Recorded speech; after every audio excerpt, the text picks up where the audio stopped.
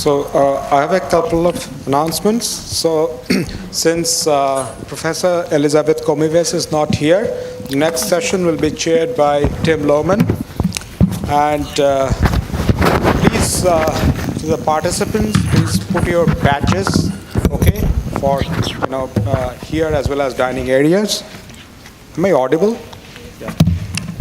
And please put your mobile phone on silent mode.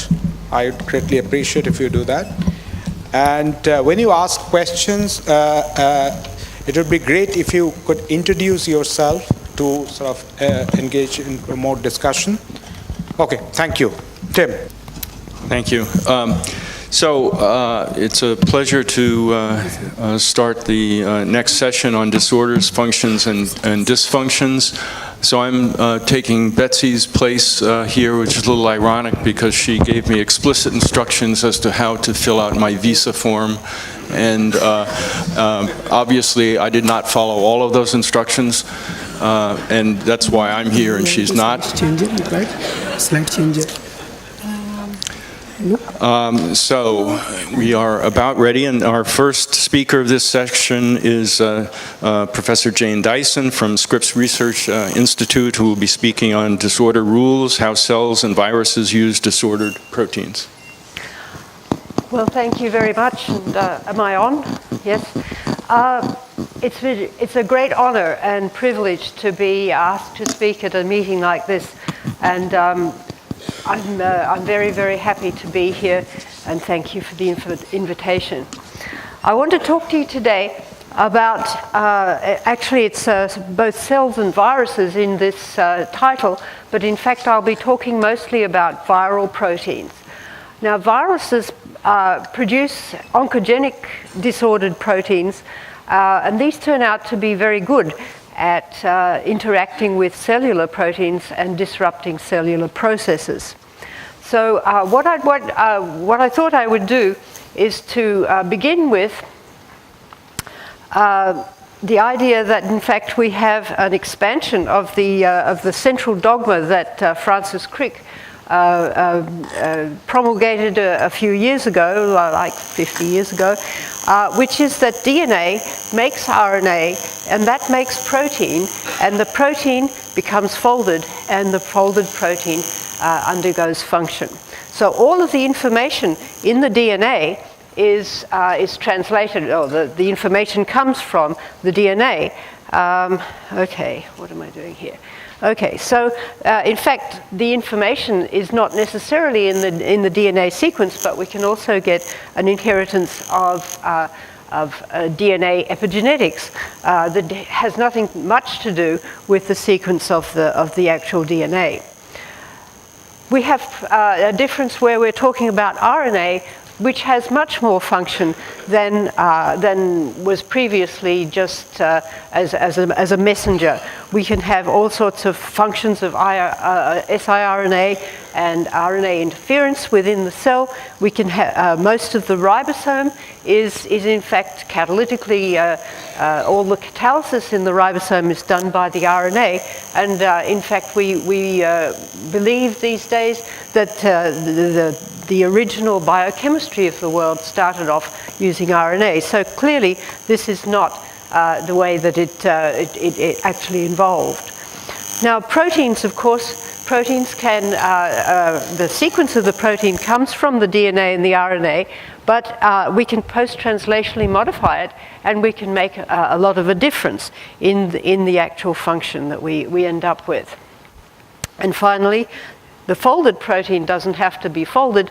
It can also have functional IDPs and IDRs. So basically at this point, what we're doing is we're expanding our universe in all directions, which I suppose is actually physical. All right, I want to introduce you to the cell cycle. Everybody knows what this is. We have the cycle of the cell where we have mitosis, and we make a growth phase, we have a synthesis phase here and a second growth phase before mitosis. And each one of these phases is preceded by a checkpoint. I don't have to tell you all about this because Rich Krawacki has done an enormous amount of work, for example, on P21. But these checkpoints here are mediated by complexes within the cell, and this is part of the way that viral proteins disrupt the cell cycle. And one of the things that happens is that P53 regulates the P21 cyclin-dependent kinase interactions, and this is mediated by the Krebs binding protein, the transcriptional coactivators, Krebs binding protein and P300, and this will also be something that we will see some interactions and some playing by this molecule as well. So let's think about what viruses are. A virus is a small infectious agent. It's not alive, but it has a replication habit that is inside the living cells of other organisms. And they can infect all types of life forms, from animals, plants, to microorganisms, bacteria and archaea. And they're established cause of cancer in humans. Human cancer viruses, there are many of them now. We have human papillomavirus, adenovirus, and then, as you can see, even some of these ones that have been associated with the AIDS epidemic. So the question that we were interested to understand was, how do viruses cause cancer? And the way that they do this is to deregulate the cell and force the transcription of viral genes by encoding viral oncoproteins that compete with the cellular proteins and for binding to central control proteins. And these consist of primarily the retinoblastoma tumor suppressor proteins. I'll be talking mostly about PRB. Other tumor suppressors, we've got a P53 that can be disrupted by virus interactions, and the transcriptional coactivators that I mentioned before, Krebs binding protein, CBP, and P300. So the question that we addressed in the work that I'm going to present today was, how does the human, or why does the human papillomavirus, HPV-16, have a high risk of causing cancer? And this is work of Peter Wright. Peter and I collaborate on most of our IDP work. Maria Yamut is an amazing cell biochemist that works in our lab, and it was primarily the work of Ariane Jansma that I'll be talking about today. So I'm talking here about HPV, human papillomavirus, HPV-16, and that is one of the serotypes. Now, human papillomavirus is a DNA virus. It causes infections in keratinocytes, which are skin and mucous, present in skin and mucous membranes. It is ubiquitous. Everybody harbors human papillomavirus infections, mostly subclinical. They mostly form benign papillomas or warts, but they are very involved in cancers, especially cervical cancer. So this is Wikipedia's idea of what a wart looked like.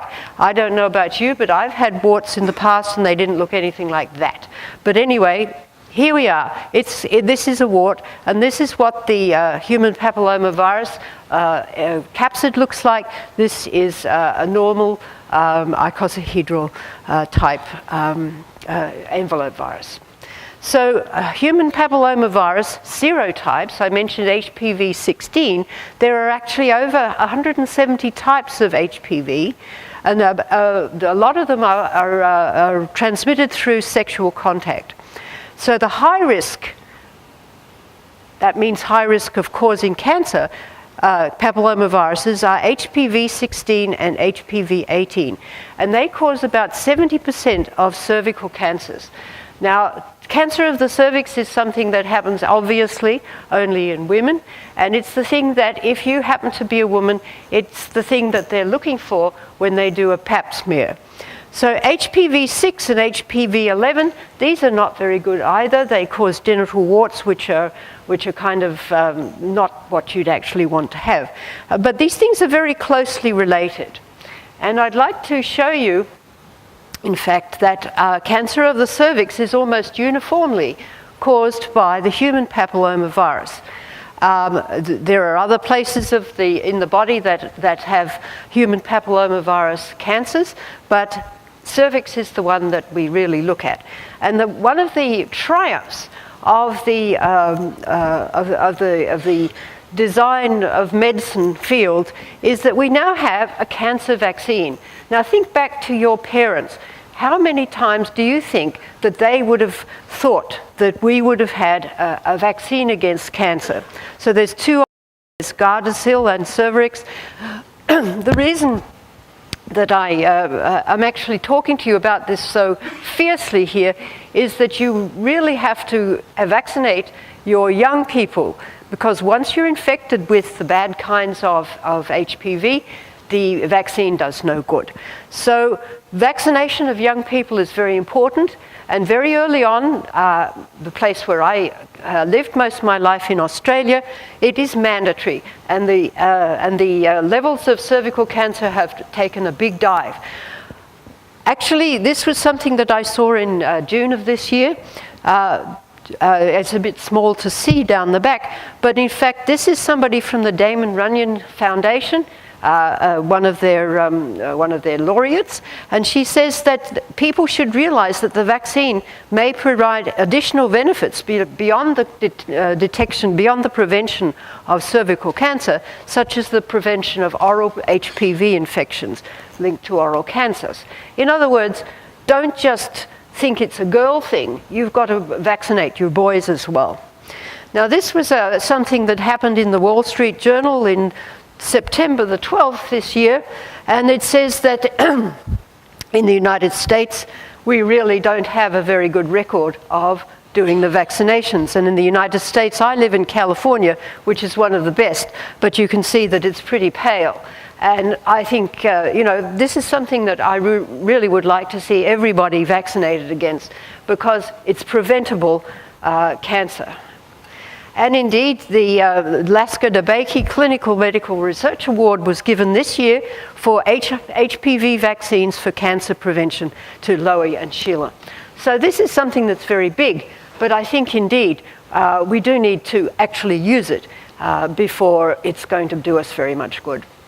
The other thing that, I noticed in the October the 5th, that's only a month ago, October the 5th, high-risk HPV is actually associated with a viral oncogene called E7. And this is actually a very interesting story, because E7, this viral oncogene, was found to have an almost identical sequence among women with cervical cancer. But if you don't have cervical cancer, the HPV sequence is quite variable. So I want to use that to segue into where I am going to talk to you about today, which is about the viral protein E7. This is the viral gene. It's quite a small gene, and the viral protein E7 is actually quite small too. It has many different effects, which I'm not going to go into here to any great extent, but basically E7 is one of the most important proteins in the oncogenicity of HPV. I want to go into the structural properties of HPV E7. Now, this is a small protein. It's around 100 amino acids, and all of the serotypes have rather similar amino acid sequences. So if you look at this sequence alignment here, what you see are the stars, which indicate that we have identical amino acids in all of those sequences, and there's quite a few stars, and there's a few dots which says that the amino acid sequence, these amino acids are conserved but not identical. And you can see that what happens is we've got some regions here where we have a lot of stars, constant region 1, constant region 2, and constant region 3. And it turns out that constant region 3 is actually folded. It's a dimerization domain, and it forms dimers that are actually folded. And so this is the structure. It's an NMR structure by Deprat-Gay's lab, and you can see that it's quite a well-folded little dimeric unit. But this is only the C-terminus. The N-terminus, which I've put in red here, from 1 to 51 is intrinsically disordered, and it has a very common binding motif LXCXE here, and so this is the scenery that I'm going to be talking about. And the thing that we were actually most interested in was to look at the 1 to 51 sequence of the HPV 16, in fact. So HPV E7 interacts with several of the cellular proteins. The retinoblastoma protein that I mentioned as being a key to the G1 checkpoint on the cell cycle.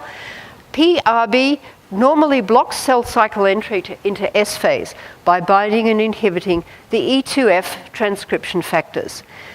The E7 works by displacing E2F and causing or allowing the degradation of PRB. And this causes premature entry into S phase and uncontrolled cellular proliferation. Now, I want to explain to you a little bit about how that happens. You remember that cell cycle that I showed you before. The PRB is in the mitotic phase phosphorylated.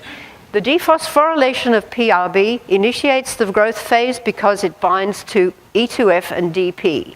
And PRB and this complex forms the G1 checkpoint. In other words, what is happening here is this is inhibiting the cell from going into synthesis phase.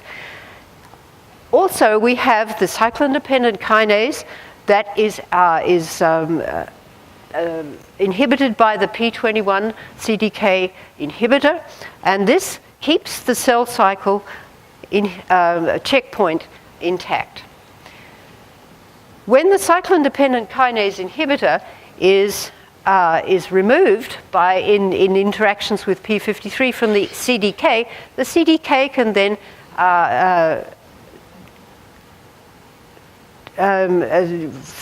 phosphorylate the PRB and cause the dissociation of E2F and DP. So then the PRB is degraded through using MDM2, and this is the normal way that the cell cycle then proceeds. You can see that what's happened here is it's stopped, and when the P53 mechanism says, okay, proceed, then the cyclin-dependent kinase phosphorylates the PRB and allows the cycle to continue. Now, what happens with the virus is that the HPV subverts this G1 checkpoint. Even when P21 and CDK are still intact, we still get the G1 checkpoint being released. And one of the things that we were trying to understand is, how is that happening? So the second interaction of HPV that's relevant to my talk today is with Krebs binding protein, or CBP. And the CBP is quite a long protein that has both disordered and ordered regions, and the E7 binds to the TAS2 transcriptional activator zinc finger domain. So one of the things that we wanted to understand was the affinity of the disordered N-terminus of E7 for TAS2. And so we have the disordered region and the ordered region, which is folded into a dimer. So what we're looking at here is the affinity using fluorescence anisotropy of the HPV 16, which is the high cancer risk protein, and HPV 6b, which has low cancer risk. So we look at it both phosphorylated and unphosphorylated. And what we can see is that the HPV 16 has a higher affinity for TAS2 than the 6b. So that's an interesting thing to note. We can also see that the phosphorylation in this particular case is giving us a higher affinity. If we have phosphorylation, we have a higher affinity for our TAS2. want to remind you about the characteristics of the NMR spectra of folded and unfolded proteins. A folded protein has wide proton dispersion and broad peaks, and the unfolded protein has narrow dispersion and narrow peaks. TAS2 NMR spectrum is the NMR spectrum of a folded protein. And this is the spectrum of free TAS2, and if we add small increments of HPV E7, we can see that some of those peaks shift, so that we end up with some peaks that have shifted quite radically and other peaks that don't shift at all. And so we can map this shifting of cross peaks onto a graph here, and if we look, this is the mean, and if we look at areas of the graph where the particular chemical shift changes are larger than the mean, we can map them onto the structure of the E7 of the TAS2, I mean. So the TAS2 clearly has a binding site here. If we swap it around and do 180, you can see the backside doesn't have very much of a binding site. And so this was very interesting because it says that E7 makes a coupled folding and binding interaction with TAS2. Now, E7 is a disordered protein, and you can tell that because it's got a small proton dispersion, and it will also make a complex with TAS2, and you can see that some of these peaks shift and some of them don't shift very much. And we can map that as well on the sequence of the E7. Remember, this is just the disordered region, 1 to 51, and you can see that this area here is where we're talking about as being the maximum amount of binding. Now, it turns out that the E7 binding to PRB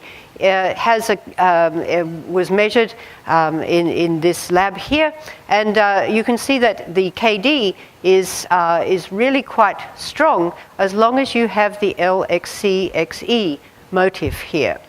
If you remove that motif, then you completely abrogate binding. Now, this happens to be the same motif that binds to the TAS2. You can see that that part of the peptide here is part of the same region that binds to the PRB.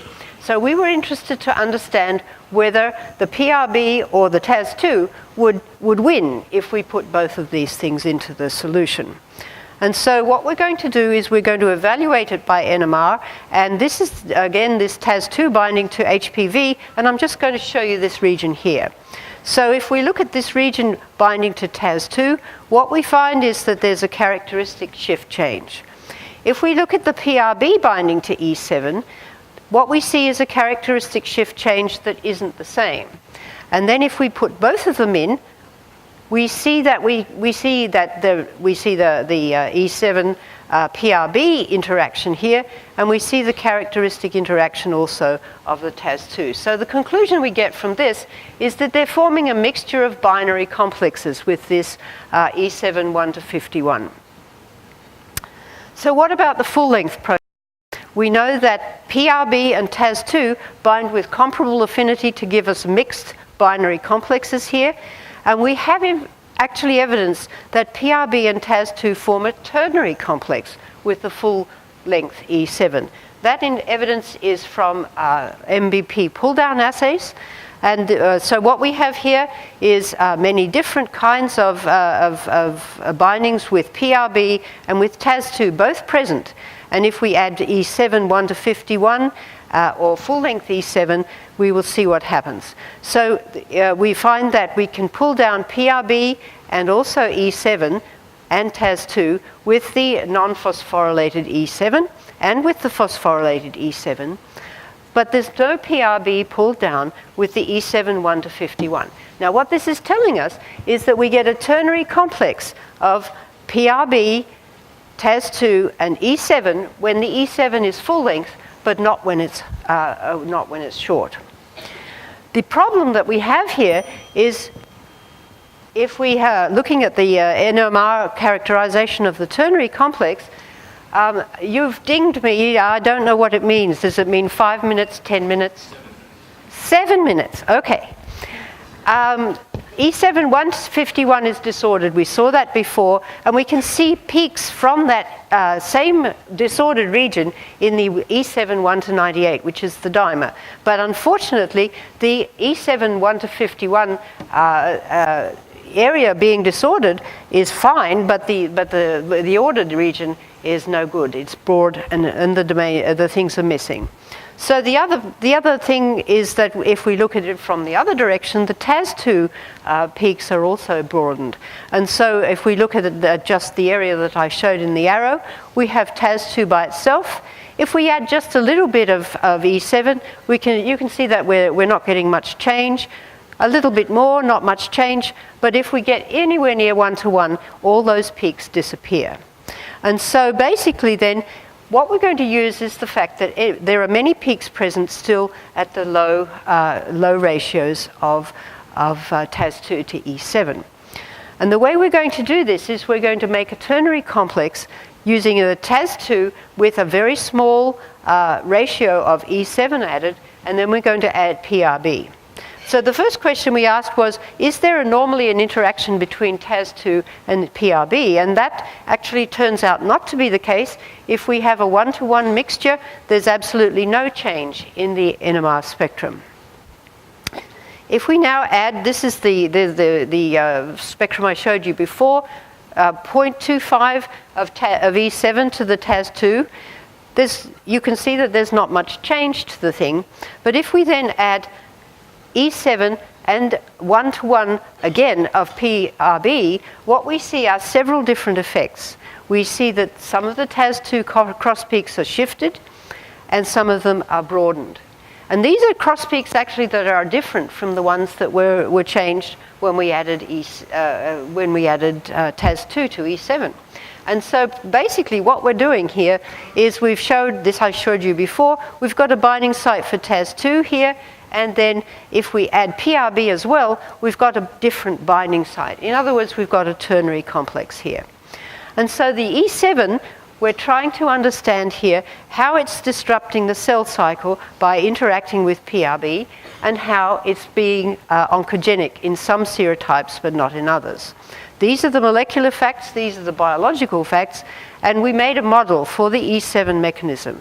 That's the model for the E7, that's the model for the PRB, and that's the model for the TAS2. And the TAS2 is a part of CBP, and it's attached to the hat domain. And so we can make binary complexes with PRB and with the CBP. And then if we make the ternary complex, what we have is the dimeric E7. It makes a complex with one of the disordered tails of E7 with RB, and the other disordered tail makes a complex with the TAS2. So how does this work biologically? We've got E7 displacing E2F, giving us premature S phase. We've got mediating close approach of the CBP and PRB, because normally PRB doesn't interact with CBP, but E7, because it's got disordered tails, mediates this close approach, and that means that the very close by hat domain can acetylate PRB and degrade it. In other words, what we have here is a reason why we might have a difference between high risk and low risk E7. The difference is in the affinity for TAS2. The high risk serotype has the higher affinity for TAS2. And what this means is that you might get a more stable ternary complex with PRB, greater likelihoods of the interaction, and then you will end up with the higher risk of cancer. But I do want to give you a little bit of a caveat here. Have we got here the mechanism of oncogenicity? And I think we don't, because this provides the E7 to PRB interaction provides most of the reason for the effect of HPV on the cell cycle. We've rationalized that the TAS2 interaction gives us an idea as to why we've got high cancer risk in some of those serotypes. But unfortunately, CBP is not present in very much of an abundance in the cell. It's at a limiting concentration. So it's possible that our work shows a model for the mechanism of oncogenicity, and that the secure contact of the E7 dimer with other cellular factors making other non-native ternary complex may be the actual culprits. And so I am finishing up here with some acknowledgements. I mentioned Peter before, and Maria Yamut, and Ariane Jansma, who is the postdoc who did most of the work that I showed, and Michael Rizor is now working with us. Funding is from the National Institutes of Health, and I thank you for your attention.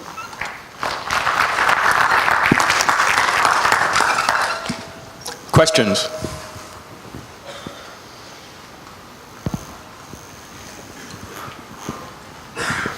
Jane, have you looked into whether the binding of RB and TAS2 to this portion of E7 is cooperative or anti-cooperative?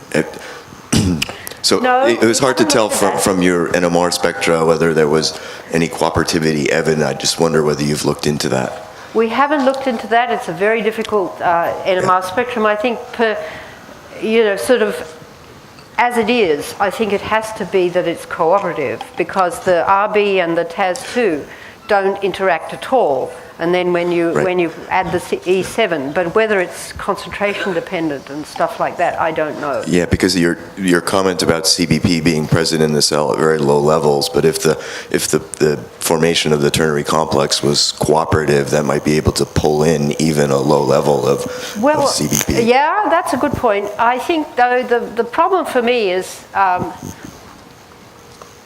the actual KDs were micromolar.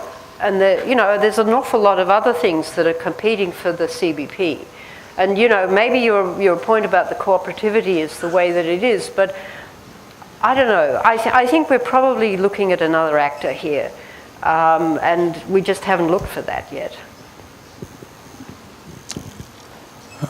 One more?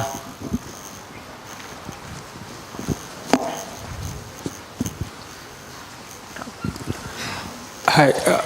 I'm Dr. Prasad. So my question is generic actually. Is there something called overall genomic disorder, coding disorder for viruses which is expected to be higher when compared to other organisms? All right, so I heard, is there an overall genomic disorder? Genomic means, coding disorder. We will call it as coding disorder.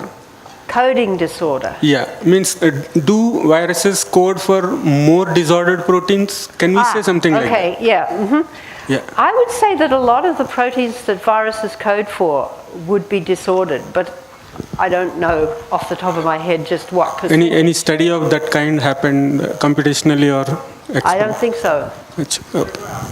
Yes, there are. Vlodger knows. Okay. He can answer your question better than I can. Give him a thing. So we did analyze quite a few viruses from viewpoint of genomic and intrinsic disorder.